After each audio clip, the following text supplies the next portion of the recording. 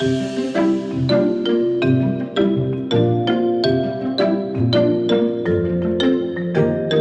to Transform Gov, the digital government podcast. Transform Gov is part of the Ireland e-Government Awards, and it's brought to you in association with Accenture.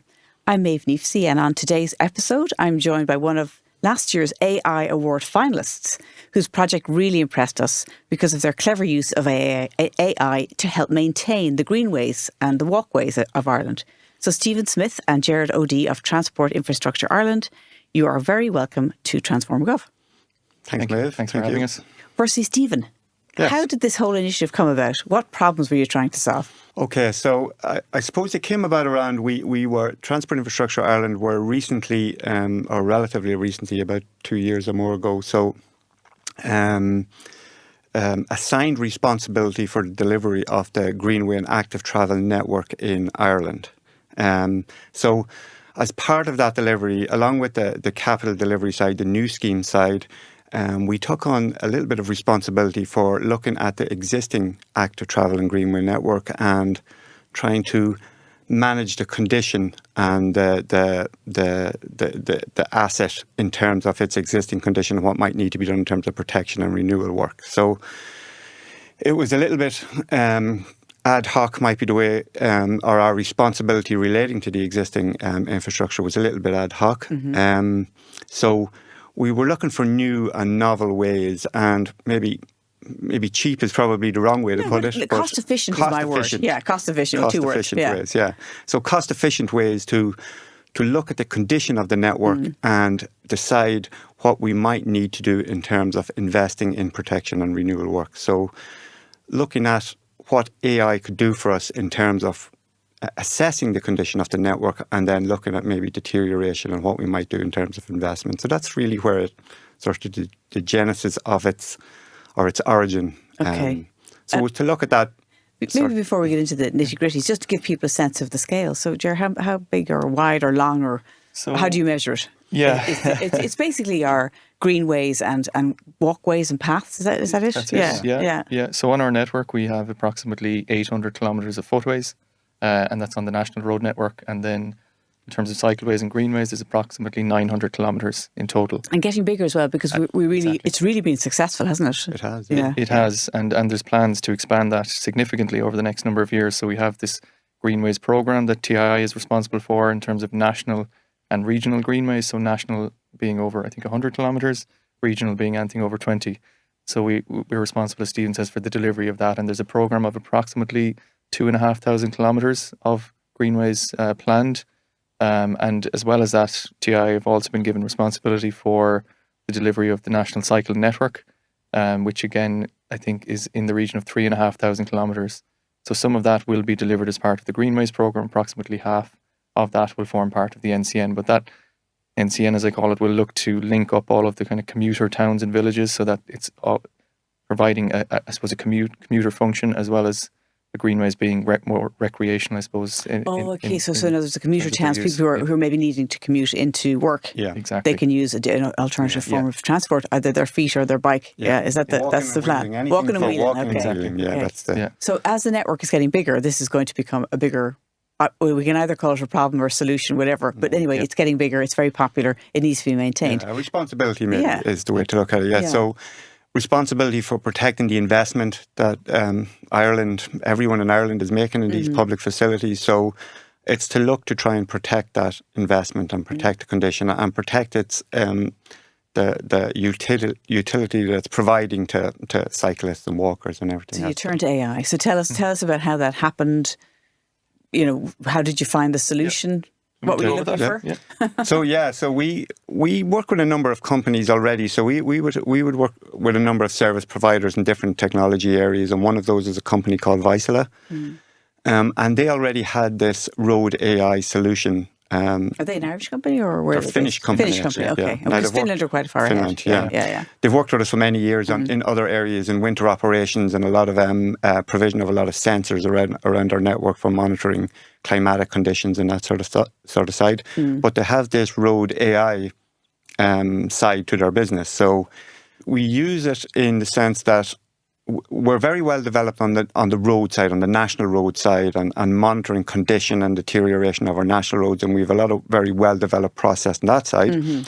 But we didn't on the greenway and active travel side. And like we say, we were looking for that novel way to try and do it on an economic or value for money basis. So this RoadAI, it's a solution that allows us to do that by very easily attaching something as simple as a mobile phone with an application on it, with an app on it, and hitting the start and cycling along our greenway or active travel network.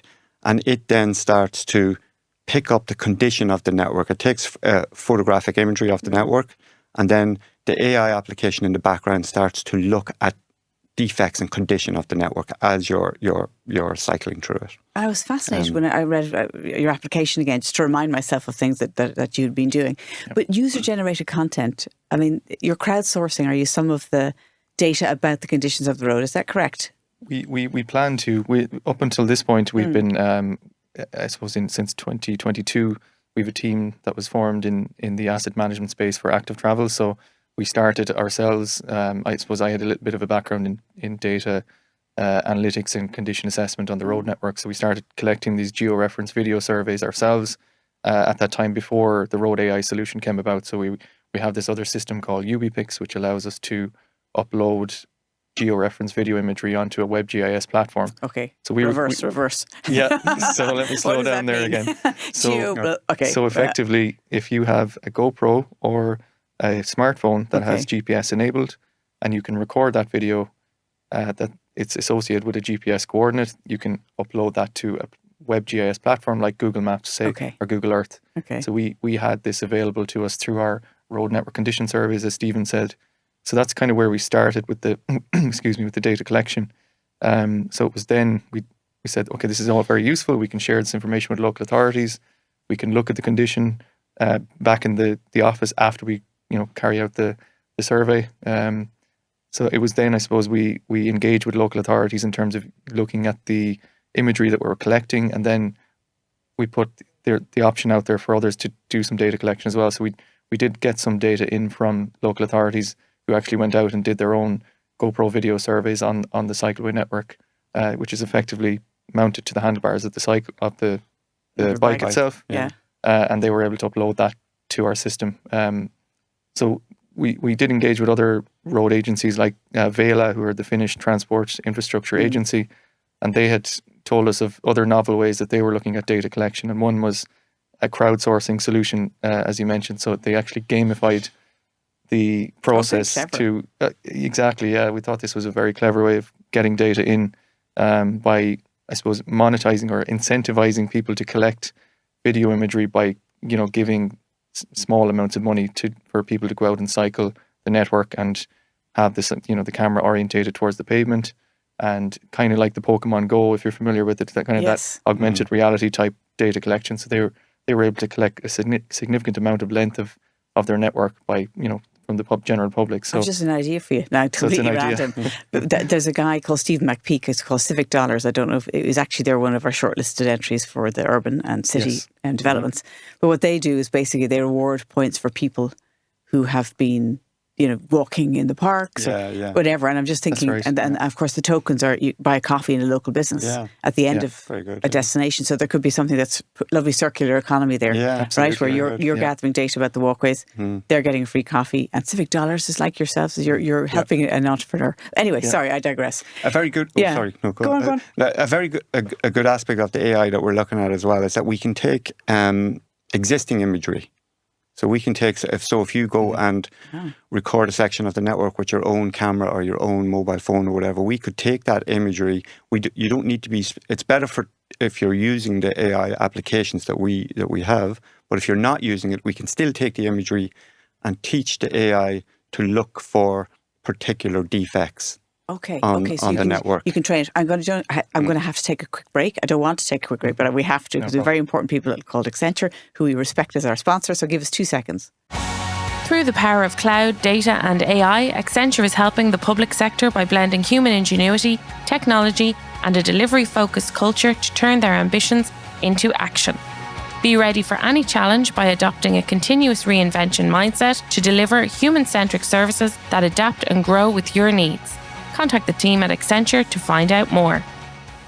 Okay, we're back after that very short break. So we were just talking about training, I think we were. Yes. Yeah. Algorithms, is that right? Is that the best word to describe it? Or tell me more. Yeah, so you could look at it from a point of view of training it or developing an algorithm to look at a particular defect or look at a particular piece of asset on the network, be it a sign, a stop sign or a gate or fencing, and teach the AI what is certain levels of quality of that asset or that infrastructure. So you can start to teach it, if it looks like this, we would deem that as very good condition, and if it looks like this, or very poor condition. Okay. So you can. So what does good look like? What does bad look like? Yeah. And so then it will develop its own approach to categorizing the network. So literally, you just have to plonk your camera on top of your bike or whatever you're wheeling or walking, or your GoPro on your head, and take a walk down the cheap and effective way of data collection that we found has been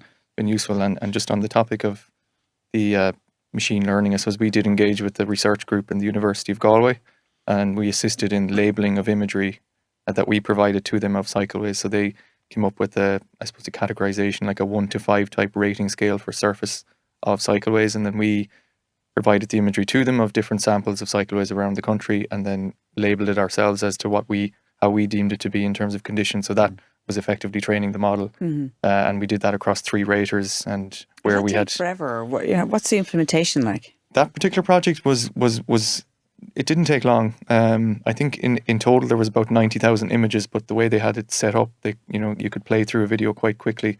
So each image that you're rating, you could just play from A to B and say this is a rating of 5 or this is a rating of 4. So 2 weeks I think might have covered 30-40 kilometers of cycleways between 3 raters. And then they do the analysis afterwards to see where all of the raters agreed. And then that image then is a representative sample of, say, what a condition rating of 4 is, or a condition rating of 3. So that's work in progress, and we've been engaging with that. We hope to continue that going forward. It was a pilot, was it? Was that the initial? Yeah. So is it difficult to get a pilot up and running? And is there, with procurement and identifying partners? I presume, actually, I remember you did tell me you'd already worked with that company. Yeah. So did that help? Well, that was, I suppose, a little bit of luck on our side in that we already had a contract in place with the RoadAI service provider, and have had a contract with them for many years on that whole technology side, and a lot on the winter operations, the severe weather monitoring, and all sorts of climatic monitoring. So we were lucky in that sense. But yes, it can be, it's quite difficult in terms of procurement, because sometimes, well, not sometimes, all of the time, you're not sure of what you want. You're not sure of what you need. Yeah. And only until you start the process and you start to see the direction that you need to go in terms of course. Yeah. what solutions are available and how suitable are they to you in terms of how you operate as an organisation, and how we collaborate with local authorities, how we collaborate with other service providers. So it's quite difficult to know exactly what you want. Yeah. Until you're in it. Until you're in it. Yeah. And then that really doesn't suit the whole public sector side. Defined services, fixed price lump sum contracting. So it is quite difficult. But in TII, we do run a lot of innovation programs. Oh, how do they work? So companies can come. We have some of our colleagues work on the innovation side in TII. They can talk to our colleagues in that side and develop these pilot schemes. Okay. And is that an easier process than, I presume it is, than full procurement? Yes. Yeah. So in terms of trying to develop pilot approaches, it would be quite a lot easier than trying to develop a full scope of works for a we'll say a technical services contract in the public sector or something like that. But I'm just thinking that if there's anyone listening, obviously we get people on the other side listening as well as people in the public sector, that they should contact. How do they get in touch with you? I presume there's something on your website, is there? I think there's a dedicated innovation email address, isn't there? Yeah. There is, I think, So if you Google tii.ie, there's a section there for innovation and research. Yeah. Okay. And just, I suppose, you'll find our landing page in terms of our asset management kind of approach. This tii.ie/asset management will kind of take you through the structure that we have in place, I suppose, in terms of our asset management approach, which we're looking to apply, I suppose, to the with the active travel infrastructure as well. So are you now beyond pilot? Is it what's your ambition when you did the pilot, and how has that evolved since you entered into the awards? I guess it was initially a case-making exercise. As Stephen said, in 2023, we developed a business case, I suppose, to highlight the importance of planning for this type of infrastructure going forward from a maintenance and renewal point of view. So I suppose one of the things that we, until this point, are responsible for is the delivery and the program management, but we're not necessarily in the full space of responsibility for asset management. Okay. That's ultimately with the local authorities. So I suppose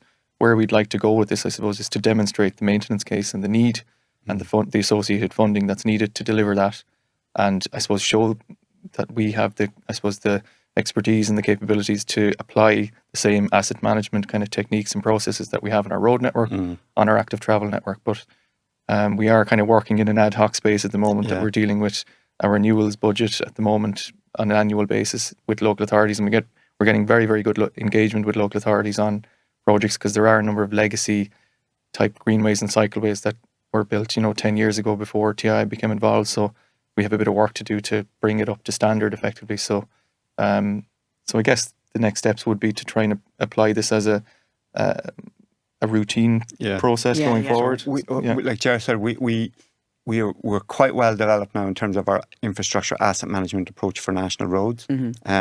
We have very well developed systems, and when we look at modelling and deterioration modelling and all that side for roads, we're very well developed in that space. And it's to try and take all of that learning that we have over the last number of years, apply it to the greenways and active travel, the existing network, and give us that added benefit of AI to try and, like we say, streamline what we're trying to do, plus do it on a very value for money, like you say, approach. Okay, well, I have one more little break to take just to let people know about entering the awards this year. So just give us 2 seconds, we'll be back. Because we're too nice, we're going to give you another 7 days. So it's the final extension. It's finals week.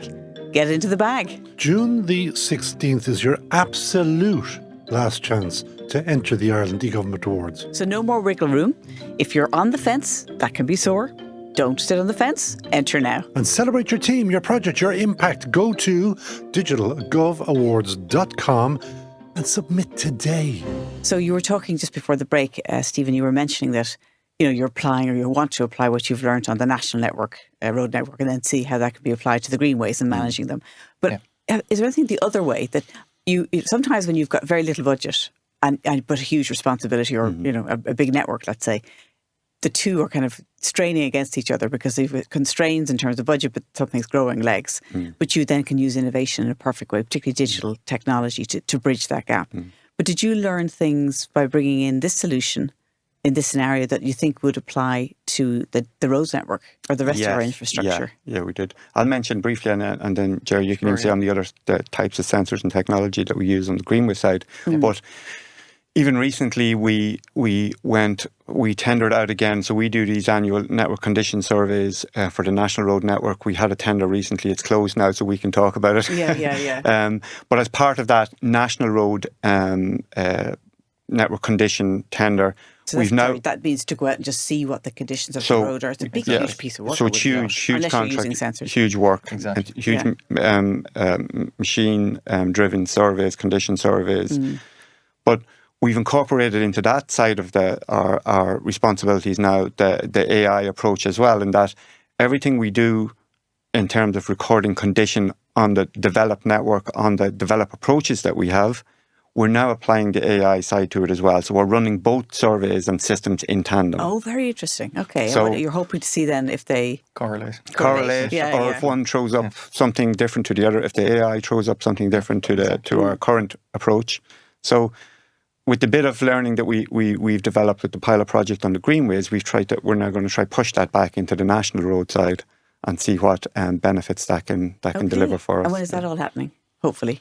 Immediately. Hopefully this year. This year. So you come back then and tell us what the outcome was. Next year we might be back again. We'll hopefully have a project next year to bring forward, And are there any, from the experience you've had here, are there other ideas you have for the future that you think we could apply this somewhere else? There's more we'd like to do? I guess, telematics would be one area we are very interested in, which is, the real-time data from vehicles that are driving the network. So That's one particular area of interest. And is that public people, just ordinary people driving the network? Every car. Yeah. So any connected vehicle that's on the network. Exactly. And that's data that can, I suppose, inform us in real time if there's particular issues with the network that we don't otherwise pick up until we do our annual surveys. So data like, skidding resistance or grip data, roughness, near miss, collisions, harsh braking, that kind of thing. And consistently showing up as a problem. Particular locations, you can get like information back on wheel slip on vehicles at particular points on the network, or like Ger says, on roughness of the network, or if there's continuous heavy braking in particular weather conditions at particular locations. So we're trying to look into that whole vehicle telematics side and see what what benefit it can give us as well. I think that could have amazing impacts. Absolutely. Yeah, I think it can be potentially very powerful. And I know there are other road agencies looking at it as well. We engaged with the Danish Road Directorate only recently, and they're very much into the AI space now as well. They've recently put out a tender for software supply for AI solution on their road network, and they had a market dialogue back in March this year with 6 different vendors, so that they're very much aware that we need to transition into the technology that's available to us to assist our kind of asset management processes. It's all about enhancing, I suppose, what we're doing in terms of data collection. And being more efficient and cost effective. Exactly. And is it important, I'm guessing it is, but is it important to kind of know what other people are doing, to have that kind of communication going on between different EU countries or just worldwide countries? We have a very good network through the CEDAR organisation in Europe. So it's the Conference of European Directors of Roads. Okay. So TII. I know. And it's quite a big organisation across Europe and has quite a large research and innovation budget as well. So we're part of that network. So it's good to collaborate across Europe, and it's good to see benchmark yourself against what's happening in other countries. And in terms of the AI side and what we're trying to do in terms of AI and looking into the vehicle telematics side, we're actually quite, I won't say we're exactly leading edge, but we're up there. We're not. Well, that's really good to know. We're advanced. We're advanced. It's always good to hear, right? Yeah, absolutely. Well, look, I can't believe we've come to the end. I always think these things should go on longer, but maybe that's just me. But look, thank you both very much for coming, and thank you, Stephen and Gerard. And if any of your colleagues in the public sector have been doing any size projects, including yourselves, that are worthy of being looked at, we'd love to hear from them, because our entries are going to close soon for the e-Government Awards. But please keep in touch and tell us what happens next, because I think there might be a stage 2 for you to come back and tell us about. I think so. So thank you so much for coming in. Thank you very much for having us. Thank you. Okay, now before I go, I've just got to thank the team here who are always working so hard on behalf of Transform Gov. So credits go to Peter Rice, who's the studio manager, video editor Neil Horner, sound engineer and today's videographer Lee Brennan. Thank you all, and thanks very much to South Dublin Podcast Studios.